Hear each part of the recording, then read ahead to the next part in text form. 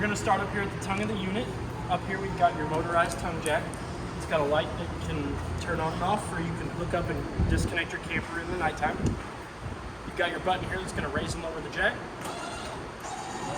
Down makes the front end of the trailer go down, up makes the front end of the trailer go up.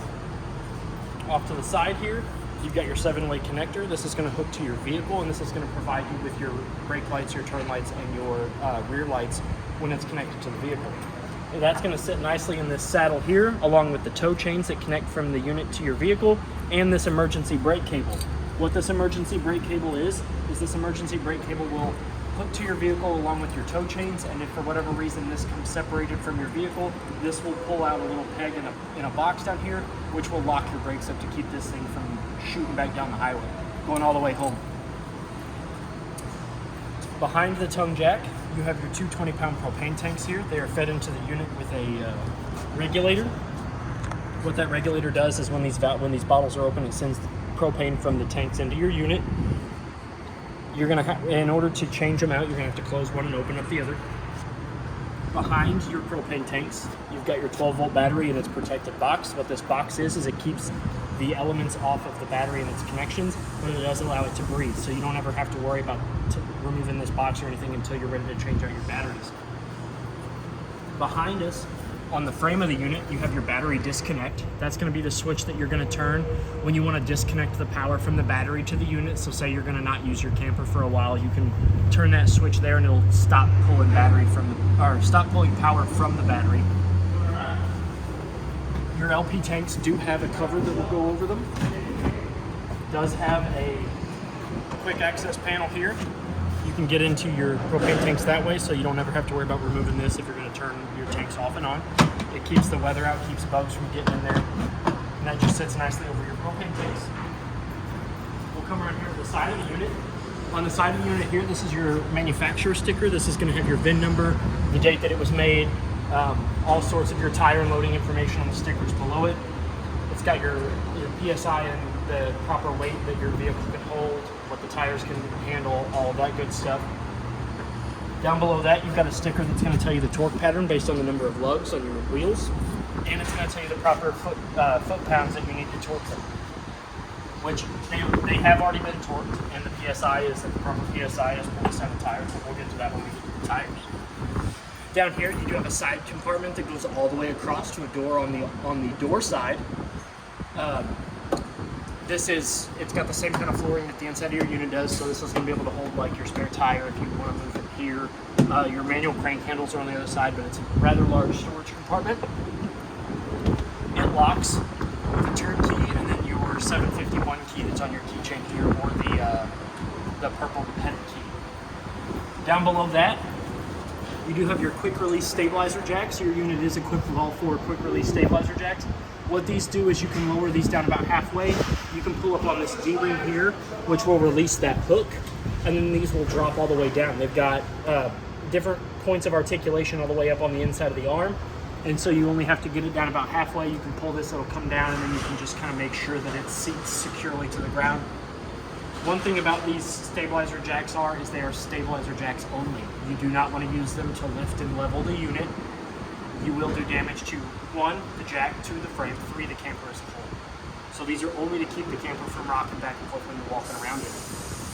You can use a power drill on these. It is a 3/4 inch socket. I recommend a really low level power drill, or you can just use the manual crank handle. But with it being quick release, the manual crank handle is really going to be all you need. You let it down a little bit, you pull that hook, that arm will fall down, and then you just tighten it back up. The doors do cinch with a magnet, so that way you don't have to worry about holding them up when you use them. We'll come around here. This is your furnace vent here. You've got your hot air on the top and your intake on the bottom, so air is going to come in here, hot air is going to come out here. If you have kids, small pets, anything else that's going to be running around while you've got the furnace on, you want to tell them to kind of stay away from this, because this disc gets hot enough to curl that hair on your arms. Another good purchase for this is your mud dauber screens. They're a $20 aftermarket part, or it's $140 some odd for us to go in there and fish them out if they make foams in it. There's something about the smell of the gas, the propane, that just makes them go nuts, and they want to go up there and they want to live. We'll come over here above your tires. You've got your city water connection port. This is where you're going to hook your hose and your pressure regulator up. When you've got your hose and regulator connected to this is gonna remove the need to run your water pump, or it's also not gonna need to use your fresh tank. I recommend a pressure regulator on the end of your hose because you never know the PSI that's gonna come out of the, you never know the pressure that's gonna come out of the hose, and you never know what that is. So the regulator is gonna keep it at a constant rate, and the regulator is gonna keep any connections here from busting, snapping, coming loose, and causing a mess.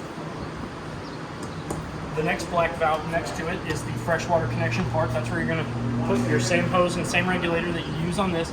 You're going to set it in here, and this is the port that's going to fill your fresh tank. It does have a bleeder valve here, so you don't have to worry about back pressure.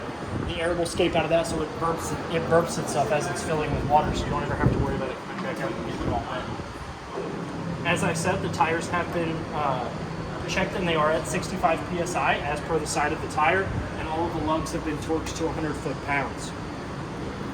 You're gonna have stickers here on the side of your vehicle and on the tire loading information sticker that's gonna kind of go over that with you.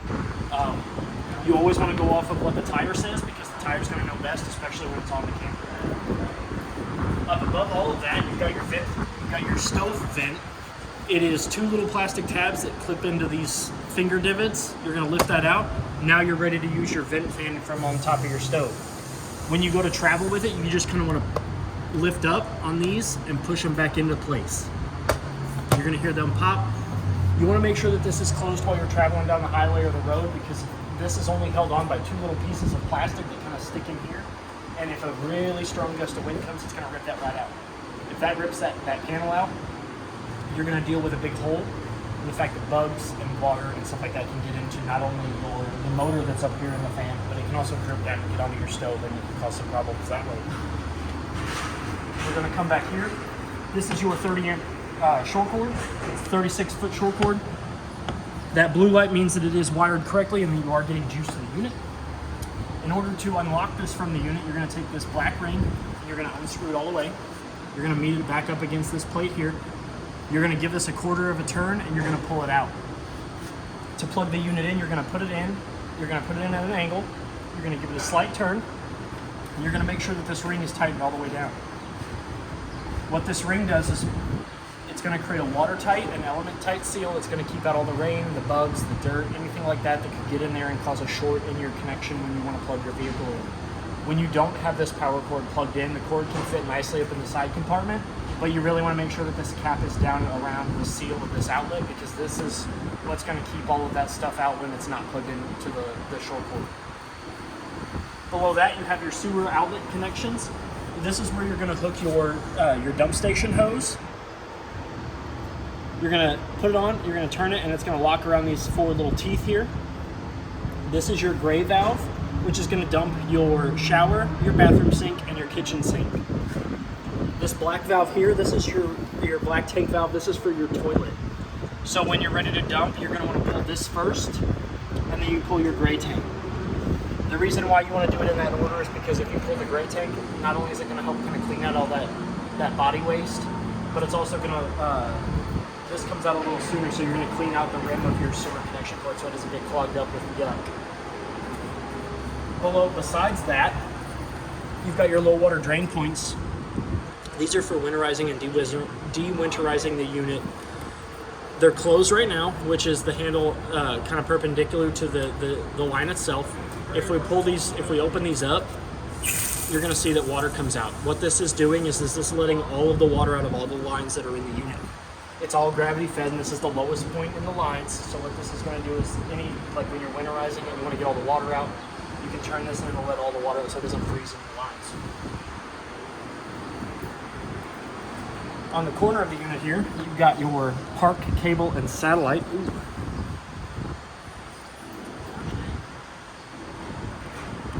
Yeah, that one's always hard to open.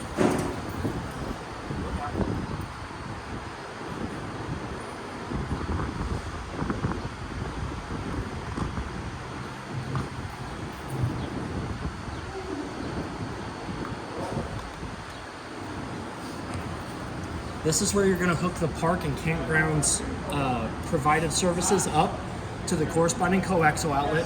Cable on this side, satellite on this side. So if the park or campground you're staying at is providing those, you're going to hook a coaxial cord up from their outlet to the corresponding outlet. That's what's going to provide cable and satellite to your unit. This is your second of 4 stabilizer jacks, and I'm going to stress this in the face. These are not for lifting and leveling the unit. You do not want to lift your unit off the ground with this. If you're a little unlevel, you want to make sure that you're using leveling blocks or something like that, and not these jacks. These jacks would just keep the unit from kind of rocking back and forth when you're going to use it. On the back of the unit here, you do have a mount for a backup camera if you wish to get one installed later on down the road. And you do have an on-the-go ladder receiver that allows you to hook a ladder up there and give you roof access. Your spare tire underneath this tire cover here has been, the PSI in it has been checked at 65 PSI as well. And the 2 lugs that hold it on, they do not have to be torqued to be 100 foot-pounds, they just have to be wrench tight. This is your black tank flush. This little place right here, this is where you're going to hook the same hose and regulator up that you use to fill your fresh tank and your city water connection. You're going to hook your hose and regulator up to this, and you only want to use it when your black tank is empty and when the valve is open. With the valve being open, it lets the water flow through. It gives it a nice time to aerate. What this does is this is going to spin a little aerator on the bottom of your black tank, and it's going to kind of pressurize the water. Not very much, but just enough to kind of clean off all the gunk on the inside of your black tank. And if you don't have your black tank valve open, you're going to get backsplash. You're going to get pressure backed up, and it's going to spray out this way. And then that can also do damage not only to the line that goes from this to the black tank, but it can do damage to your black tank. Beside it, you have your license plate bracket, which is where you're going to mount your license plate. You've got your 3 out of 4 stabilizer jacks down here. Again, they are a 3/4 inch socket, and they are not for lifting and leveling the unit. They are for stabilizing it only. You do have a side storage compartment here. And for whatever reason, if you need to get to your hot water heater, you're going to unbutton this snap, and this door panel here slides open, and that's going to give you access to your hot water heater for winterizing the unit. There are 2 valves on the back of that. They are in the use mode now, and you're going to turn those, and that's when it's going to put it into bypass mode. That's going to skip your antifreeze from going into your tank. Below the storage compartment is your your Suburban InstaHeat hot water heater. So we're going to go ahead and open up the door. You're going to push in on the tab, and you're going to pull this door open. You've got your fuse here, which you kind of want to just turn to make sure it's tight before you use it. You've got your on and off switch, O for off, I for ignition. It's the easiest way to remember that.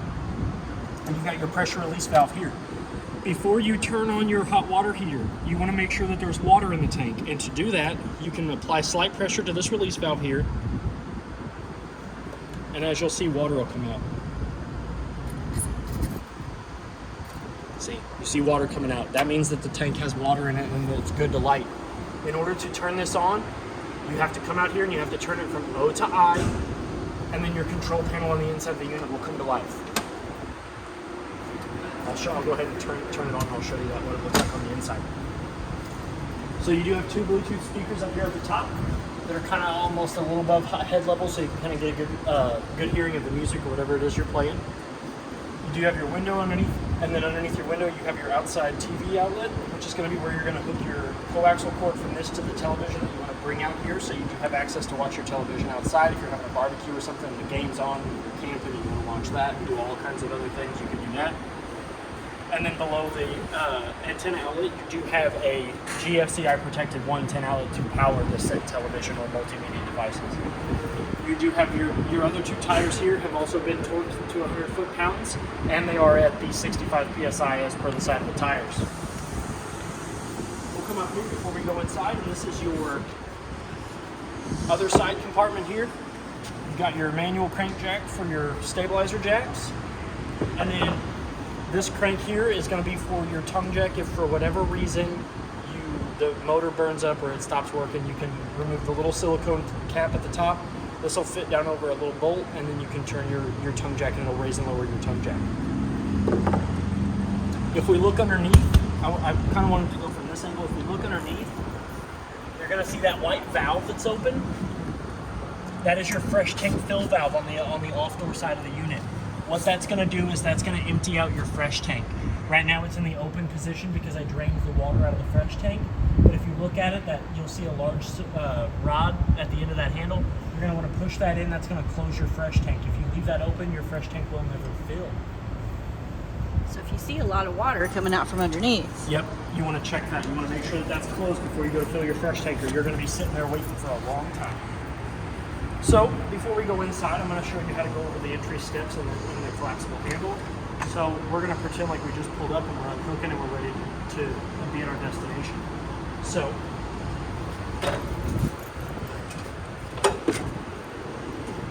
So we just pulled up to the campground. Your stairs and your handle should look like this in travel position. No stairs showing out the bottom of the door and your handle up against the door. So I'm ready to get into the camper at the destination. I'll open up the handle. It's gonna sit, you're gonna lift up on it, and it's gonna seat in these little saddles here it can go towards the door, it can go this way, or if you prefer, it can go away from the door. So if you don't need it, it can go away from the door. So we're gonna get in our unit. First thing you wanna do is you wanna make sure that the door is all the way open. That's gonna protect the seats from hitting up against the side of your door. We're gonna pull back on this little blue lock. That's gonna engage the steps to come down, and you're just gonna lower them down. And the first thing I wanna look for is to make sure that this black plate here is flush against the silver threshold. That's gonna provide you with the most optimum way to use your stairs, so that way it's not rubbing up against the bottom of your door, and your door closes properly with no damage. If it was raised up, your door would have a hard time closing, and you'd end up putting some damage on the bottom of your door frame. If it isn't flush with the silver threshold, you can come down here to the bottom of the stairs.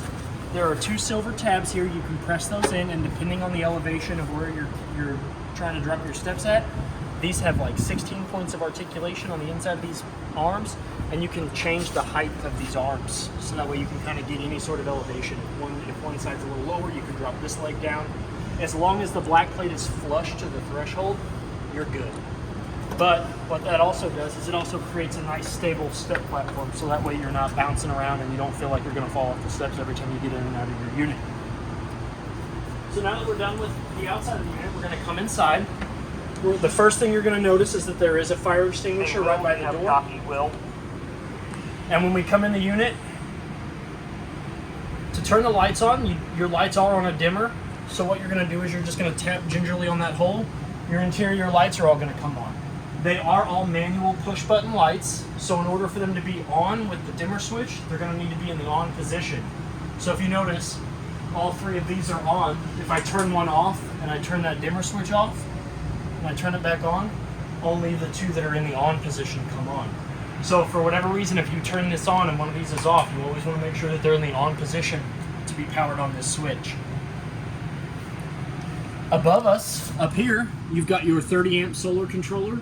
That's going to tell you the voltage that's coming from the battery to the converter. It's going to tell you the amount of voltage that's going from the solar panel to the battery, and it's going to tell you the temperature of the solar panels on the roof. You can navigate the menus with the the down arrow, the up arrow, the enter button, and the back button, and that'll let you to go through and see those individual settings, and you can adjust those if you want. So we'll wake it up. Say I want to go back to the temperature. I'm going to hit these, and it's going to show me 68 degrees. It's also going to show you the level of the battery. So your battery is charged, and it'll let you cycle through all of the options. So it's getting 13.8 volts and it's getting 1.8 amps. Down below this is what I like to call the brains of the unit. This is your control panel. You've got 4 buttons here and 4 LED lights. So if we hit this bat button, that's going to show you the battery level, which is going to go off of the L, F, G, and C. And if I press that, it should light up all 4 of those lights. That's showing us that all 4 lights will always come on as long as the unit is plugged in. If you really want to check the level of the battery, you're going to unplug it from the wall, and you're going to make sure that it's not getting any other power from any other source before you check that button. The next button here is your fresh tank. It's going to read off of the empty, 1/3, 2/3 full, and if I press that, it should show empty. The next button here is your black tank. That's going to show you your body waste. It's going to show you your toilets tank. So if I press that, it should be empty as well. And then the gray tank is going to be the remainder of your water fixtures, your kitchen sink, your shower, and your bathroom sink. If I press that, it's going to show empty. Down below here, we have a row of 3 different lights. We've got one that's got a red button. That's going to be your water pump. If there's any water in the fresh tank and you want to use that, you're going to turn this button on. It's going to illuminate red, and you're going to hear it pressurize the lines in the unit. It's going to thump and bump. Once it Once it pressurizes, it should calm down, and if it doesn't and it continues to thump and bump, you're going to open up your water fixtures and let the air out. It should wind down after that. This next button here is going to be your Bluetooth speaker lights, which those two speakers that I talked about, they do have blue lights behind them, so that'll illuminate these, and then this will be your awning lights, which is the strip of LEDs that run along the length of the tube on your awning. Speaking of awning, we're going to come down here to this button here. You've got your in and out buttons for your awning.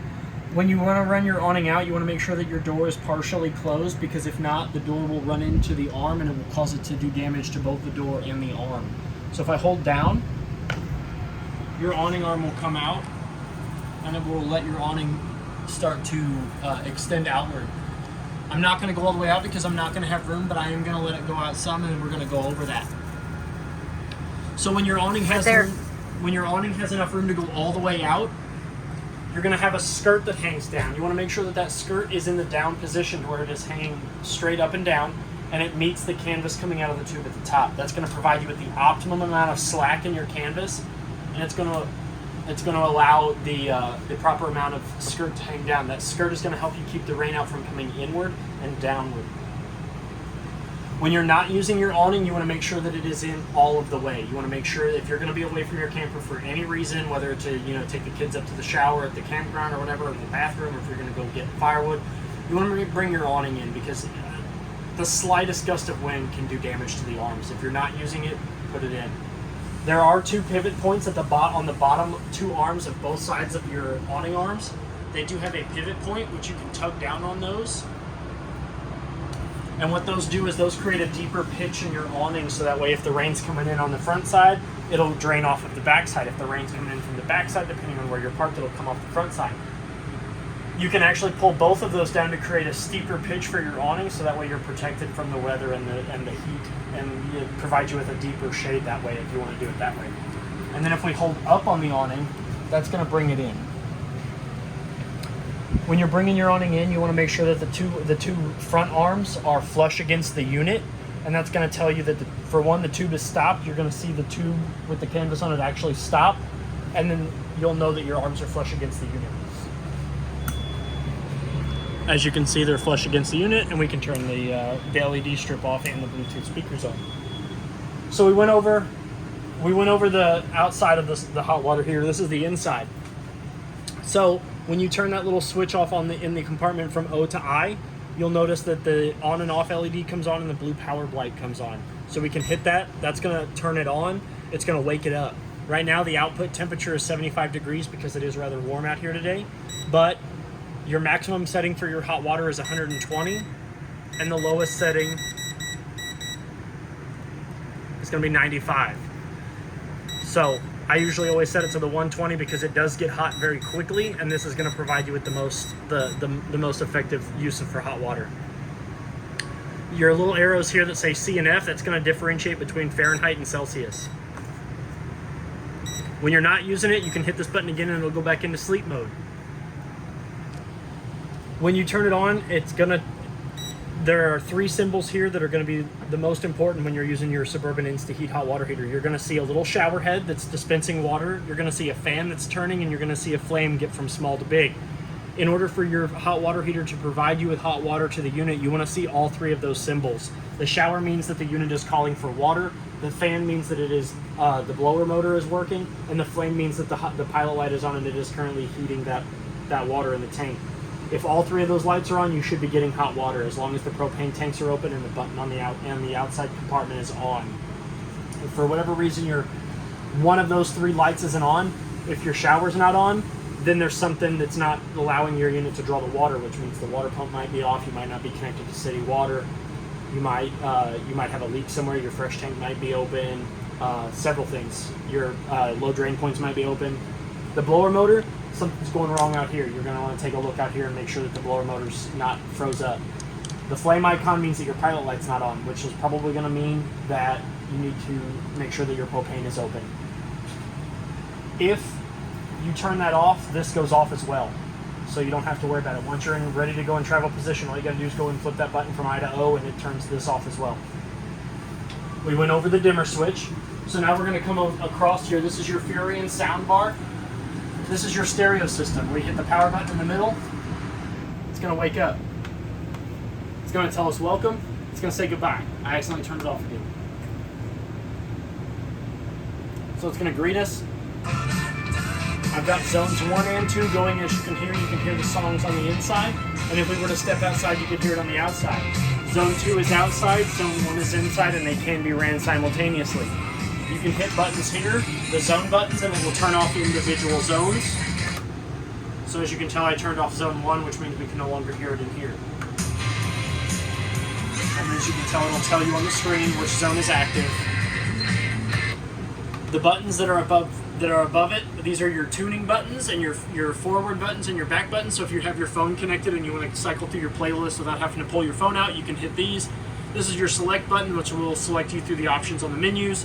You've got your mode, which will cycle through the modes. Right now it's on FM. Then we've got aux for the auxiliary cord. Then we've got TV, which you can hook this up to your TV through Bluetooth. You've got DVD, which you can hook up to your DVD through the Bluetooth. You've got your Bluetooth, so you can hook it up through your phone. You've got your radio. Then you've got your volumes down, volume up, and mute button. So if you get a phone call real quick, you can hit this mute button. It'll turn your radio off, but it'll keep it on. It doesn't mute other people? No, unfortunately. You do have an HDMI port and a USB port, so that way if you have any sort of mixed media devices that you have music on, say you've got, you're like from the early 2000s like me, and you've got a USB drive that's got a bunch of songs on it, you can plug that in and you can listen to music.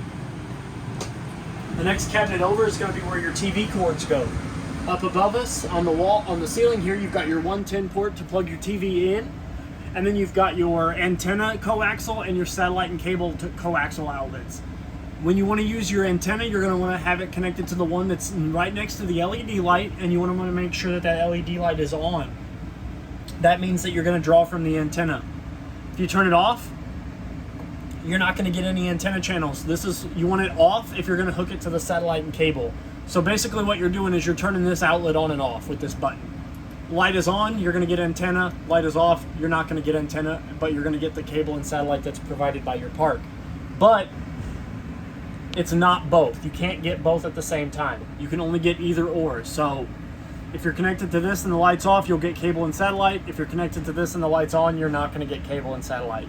Same for this. If the light's on, you're going to get antenna. If it's off, you're not going to get antenna. And that's going to be for the two ports, this one and then the one outside. This button powers both outlets.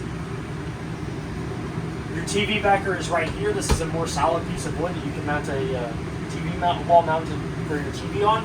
And then if you really want to, the back of this cabinet goes all the way through. And you can run the power cords from your TV through this little, I call them a portal. This little portal here, and you can plug them in here and nobody has to see your cords. Up above us is the Coleman Mach air conditioner. It's got omnidirectional valves here, so you can turn this off, get more of an airflow this way. Open this one up, close this one off, get more of an airflow on the bed. If you close both of them off, your louvers that are scattered throughout the ceiling of this, then you've got 1, 2, 3 in the main unit, and then you've got one in the bathroom. So if you want to turn these all off and you get better flow through your louvers, you can do that. One thing I'm going to stress about the air conditioners though, the cleaner the air filter, the better it's going to work. You can get to your air filters by applying a light pressure to these tabs here, and this whole panel comes down and you can just pull these air filters out. These are washable. You're not going to hurt them. You can get them wet. If you pull these off and they look like they're covered in dust, take them to your faucet, run them under some water, put them back, let them dry, put them back up. I know some people that actually they rub them with essential oils. Like if they're trying to go to bed, they'll get up there and they'll put lavender essential oils on them with the little roller ball. And it makes your air conditioner smell like lavender. Or Febreze or Gain or whatever it is you want to use. You don't want to saturate it, but you can make them smell good if you want to do it that way. Over here on the wall is the thermostat for the air conditioner. Right now I've got the air on, so you'll see that the mode is on cool and the fan is on high auto. So if I click the center dial, it's going to wake it up. If I click it again, we'll go into mode selection. Your 3 modes are off, cool, heat, and then you also have an option for cool heat. Cool heat is what you're going to want to use if you want to keep it at a standard temperature. If you want to keep it at 75 in here, you turn this on to 75, and if it gets below 75, your heat will come on, and if it gets above 75, your air conditioner will come on. But It is summer, so we're going to go back to air conditioner, which is cool. And we're going to go to fan high. The fan modes are high, auto, low, high, and low. So we're going to go to high, and we're going to turn the air conditioner back on. We don't want the heat on because it is hot. But when you're using your air conditioner, you never want to leave it on cool low. Cool low shouldn't even be a setting, because if you leave your air conditioner on cool low for too long, it runs the risk of freezing up your air conditioner. So either use cool low auto. I'd stay away from cool low auto, honestly, too. Cool high auto is where you can just set it and leave it, because that'll turn off and on when it's needed. Above the thermostat in the sitting area, you do have your second out of 3 safety features, which is your smoke detector. The test and mute button is going to be right here. You hit that, it's going to beep, and this is also going to flash if it needs to change its batteries, or periodically it lets out a little flash to let you know that it is still actively working. So we'll come in the bathroom. To turn the light on in the bathroom, there's a button right here on the wall. Again, it's a push button light, and it has to be on in order for this switch to work. So if I turn it off here at the light, the switch does not work. But I turn the light on, and now it works off the switch. Above me is the vent fan, your risky business fan. So when things get hairy in here, you can open this up. There is nothing keeping the elements out. So if your business is that risky, you're just going to have to get rained on. You probably need to cool down at that point. And then you've got a fan here that's going to turn on at the touch of this black button here. To use the fan, you never want to use it when the vent is all the way closed, because what you're doing is you're just perpetuating that hot air, and you run the risk of that burning up if it just starts to accumulate too much hot airflow. It burns up your motor. Rather large closet. It does go further back this direction, so that way you can fit all of your clothes and stuff in here. You don't have to worry about putting your clothes into totes or storage. You got some nice counter space down here. Underneath the sink, you've got more counter space, like cabinet space for your towels, your hair care products, your shampoo, conditioner, whatever else you want to put in there. Your toilet is a 2-portion valve toilet. If I put my foot halfway down, water comes out. If I floor it, it opens up and lets your risky business go down into the black tank. Where it belongs. Where it belongs. Behind me over here, you've got your sink that's got a friction stopper. The stopper just going to sit nicely down into the sink. You've got your hot on the left, your cold on the right, and up on the wall behind it, you've got your master GFCI 110 outlet. What this outlet is it's got a test and reset button, so for whatever reason one of your 110 outlets doesn't work, you can come in here and you can hit that reset button, and it should reset the circuit for your 110 outlets. Your mirror opens up for a medicine cabinet, and for when you're in the travel position, if you can see this little metal bracket right here, when it's in the closed position, there is an elastic cord that will fit around that little bracket, and it will keep your door from coming open and letting all your Tylenol and stuff like that scatter all over the floor, or your razors, whatever else you keep in there from scattering. Bacon Band-Aids. Band-Aids? Bacon Band-Aids. I need to get me some of that. So, the shower does have a sliding partition. It's got a travel lock on it right now, which is this little silicone band here, which comes off of one of the handles. The 2 doors slide open to either side, letting you access to your shower. It's got a 3-tier storage system, so you can keep your soap or scrub brushes on one of the tiers and everything else on the other. Fancy. Your faucet is the same as your sink faucet over here. You've got hot on the left and cold on the right. And the shower head does have a quick off and on button, so you can press it one side and it'll turn the water flow off, and you can press it the other side and it'll let the water flow come back in. And above your shower, you do have a skylight, so you can shower in the beauty of nature. Your louver does spin, so you're taking you're after your risky business, you need to hop in the shower and cool off a little bit, because you get sweaty, you can let the cold air blow on you. And then behind the door, you've got 2 storage cabinets that have shelving in them, so that way you can store your towels, your like if you go to swimwear, you can keep your swimwear in there, so it's all in the bathroom, all that stuff. All the locks are all the doors close with the like the standard roller and diamond shaped catch. The next thing over here is your Fury and Freezer fridge combo. You got a rather large, nice fridge. The temperature control dial is all the way up here at the top. I turn them all the way to cold, so that way when you're ready to come and get this thing, it is ready for your snacks to be placed in here. To open it, there are push buttons on the inside of the handles. The freezer is the same way, except you're going to push up, and you can just open that up. And your freezer temperature controls are the same as your refrigerator. So if you want to adjust the temperature for both, you have to do it from just that dial. Next on down the list is your standard glass top turntable style microwave. Below that is your Furion vent fan and light. So up, the one single line is your stove light. The next one down, the 2 lines, is your vent fan. Again, when you're using your vent fan, you want to make sure that the vent on the outside is open, because if you run this and that's closed, you're going to run the same risk that you do with your vent fan in the bathroom. That heat's going to circulate and you're going to cause your motor to burn up. Your stove has a glass top guard that it is glass and it does get hot, but you cannot cook on it. It does not transfer heat enough to cook. So when you're ready to use your stove, you lift up the guard, creates you a nice backsplash. If you're cooking pasta or some barbecue sauce or something like that, mac and cheese, you don't have to worry about it splashing on you all over your unit. When you're ready to use your stove, you're going to click the 1-line button. That's going to turn your stoves on. That's going to illuminate all your burner handles. That's going to tell you that the unit is ready to draw gas from the unit. In order to draw propane, you're going to click in one of the knobs for the corresponding burners. You're going to see the light turn red. You're going to go to the little flame icon. You're going to take this knob here and you're going to turn it in the direction that the arrows are facing, and your burner's going to come on. You're going to hold that for 3 to 5 seconds. Then you can turn your knob here and you can let it go. If you let that go too soon, your burner's going to go back out and you're going to start the process all over again. When you're ready to turn it off, all you do is just turn the knob back into the off position. The light will turn blue and you're ready to turn off your stovetop. To use your oven, you're going to go down to the next two lines on the switch. That's going to illuminate your oven. First thing you want to do when you go to light your oven is you want to make sure that the door is open. Because it is propane, if you try to light your oven with the door closed, you're going to get a buildup of propane, and when you open that up, a big ball of fire is going to come out and your eyebrows are going to be gone. And if you're like me, I got some pretty decent eyebrows. I don't really feel like losing them.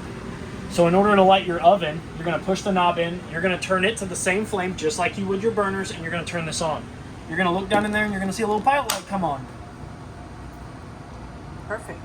When it comes on, once it's on, you're going to, with the button depressed, you're going to let go after about 3 to 5 seconds so the pilot light stays lit, and then you can adjust your temperature. Once you get it to the adjusted temperature, you're going to watch the flames come across the risers, and then that way you know that your oven is lit. You're going to want to keep the door open for just a little bit to let any of that extra propane that was in there to light it come out, and then once you're ready to cook in it, you can close it back up and let it preheat. To stop the pilot light and to turn off the oven, you rotate this dial here all the way till the light turns blue again. And then what I recommend is once you're done using it, shut that off and let this rest for a little bit so it can cool down. And that way you don't have a buildup of extra propane in your oven.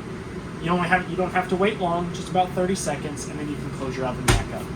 That way it keeps you safe and it keeps everybody in the camper safe, and that way nobody loses their eyebrows. We're going to lower the glass top back down. The mini blinds above your kitchen window are the same mini blinds that are in your house. They do have the pivot rod that's going to change the pitch, so you can either let a little bit of sun in, or let a little bit of sun out, or let a little bit of it in. You do have your pull strings here to open and close, and they do lock onto these little clear plastic clips that keep your mini blinds from going anywhere. Your sink is a dual basin sink. Does come with a roll-up drying rack, so you can set your dishes on here when you're done doing your dishes and they'll drip dry. You can roll this up to reveal your dual basin sinks. Each one has their own individual stopper. Just kind of fits in there like your standard kitchen stopper does. And then your handle here is marked C for cold and H for hot. So you're going to send it to the appropriate orientation. I'm going to pull it over here so I don't get anybody wet. And then to draw water from the unit, once you have it in the desired position, you just pull outward, and that's going to draw water from the pump or the city water use if you've got it connected.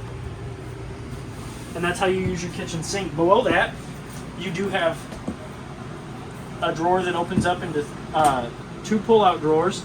This is going to have all of your user's manual stuff, all of your manufacturer warranty information, your appliance sheet that's got all the serial numbers for your user manufacturer warranties and stuff like that. All of your operation manuals. This is the one for your stove. So The next one down, again, same for like your kitchen utensils, your oven mitts, stuff like that. Your water pump is actually in behind these drawers here. For whatever reason, you would need to get to that, but the easiest way to access your water pump is to take this panel off here with these two screws, and it's just right here. This next drawer over opens up into more storage underneath the basin of your sink, and then underneath that is your furnace. That's where most of the heat's going to come out of in your unit. One thing I forgot underneath the refrigerator is your circuit box. So at the touch of a finger, this is going to open up and it's going to have your circuit breakers and your fuse panels. So say if your GFCI is tripped, which is going to be the GFI one, it's going to be this top one here. Say that's tripped, you want to reset them and the button in the bathroom's not working, you're going to flip this, give it about 10 seconds and then flip it back. Just like your standard home breaker boxes are. And then your fuse panel here, they're all labeled. And if for whatever reason one of these blows, there's a little red LED light that's going to illuminate next to the one that's blown.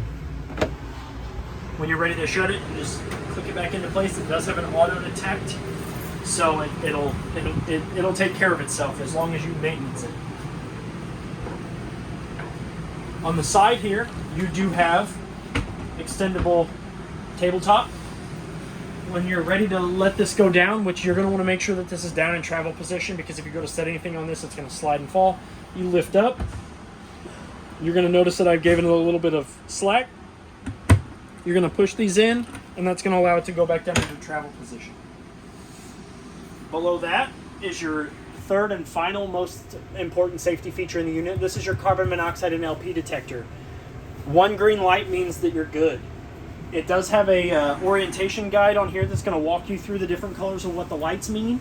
But one solid green light on the LP, it means that you're good. It means you're safe. It means there's no loose LP and no loose carbon monoxide in the unit. You do have a fire escape window on this side of the unit. The shades for it unbuckle from each other. They do have Velcro straps in the middle. You got one on this side and one on this side. They do meet in the middle, so that way you know, at nighttime if you want to give yourself a little privacy, and they just Velcro shut. They are a fire escape window, so if for whatever reason there is an accident in here and there is a flame, you can open this window up, you can push the whole window out, and you can easily get out of the unit in case of an emergency. The cinches for the shades are built into the back side of the shade as well, and they just snap into place to keep your shade in the closed position.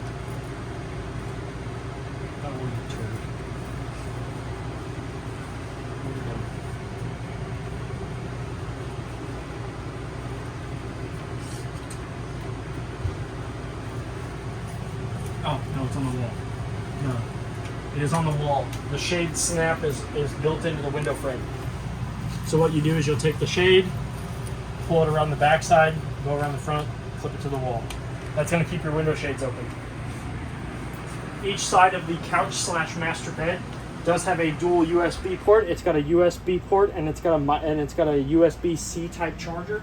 So that way, if you've got one of the new age smartphones and you've got a lightning charger, you can plug that in and it'll charge your phone with the lightning charging mode. Each side of the bed has mirrored compartments, so whatever's on this side is on that side. It does have a nice deep end table style compartment, and on either side of the wall you do have a closet-esque compartment with a coat hanger, so that way you can hang up your formals. And it does have a 1-10 and your tuxedos. It does have a 110 outlet, so you can plug in your CPAP machine, your alarm clock, your phone charger if you have the wall-mounted one. And it does have a cubby hole, so that way you can plug it in and close this and get to whatever's in here through here. So if you're sleeping and you want some snacks, best place for snacks because nobody will find them. Right. Great place for an ice cream machine. This is your master bed. This is what you're gonna sleep on. So in order to get ready to go to bed, we're gonna take these arm cushions, and I just stick them either down here or in the thing in here for the time being. And the way we get your bed down is as we pick up the bottom of the couch, pick up the back of the couch, lay that down flat. You can sleep here. I mean, it looks mildly uncomfortable, but I mean, you could entirely sleep there if you don't want to drag this down. And then just kind of apply pressure to the bed, lift up on these silver tabs. Pull them inward. Do the same on this one. and they are tough because they're meant to keep this up in travel position. So then you just lay your bed down. When the bed is down, you do have a nice shelf unit up there, so you can keep like pillows, throw pillows, folded up throw blankets, whatever else you're going to use to sleep on down here. And then that way when the bed is up, they're not really going to go anywhere because the bed is pushed them up against the bend and the cap of the unit. So to get into travel position, once the bed is down, once you've put away your pillows and your blankets, you just lift up on this bed. It goes back up in the upright position. But in order to get it back up, you've got this little tab here. So when it's down, this locks. In order to unlock the bed to travel position, you pull back on this. So if we push down on it, the mattress is kind of in the way. So we're going to push down. We're going to lock that.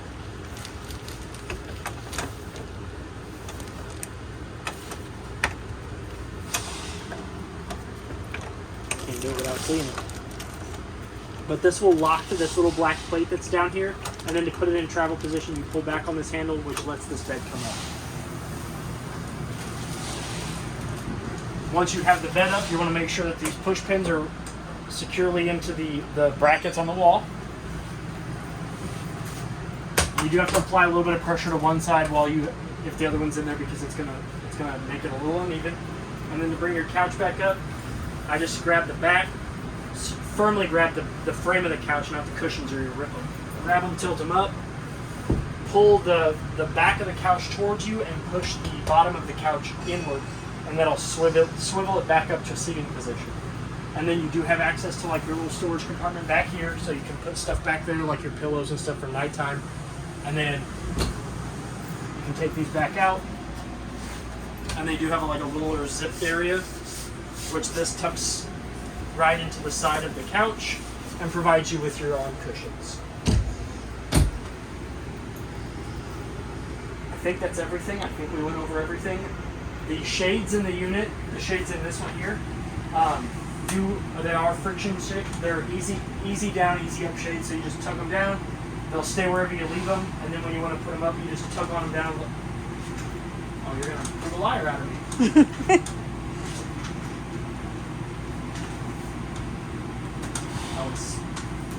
It got cold. There it goes. There it goes. This is a fire escape window as well. It doesn't open all the way up, but that window does come all the way this way, so you can get out. And if you need additional sleeping area, the rods from underneath this can come down, and this will set here and here, and then you can put the cushions on here, and you'll create a bigger sleeping area.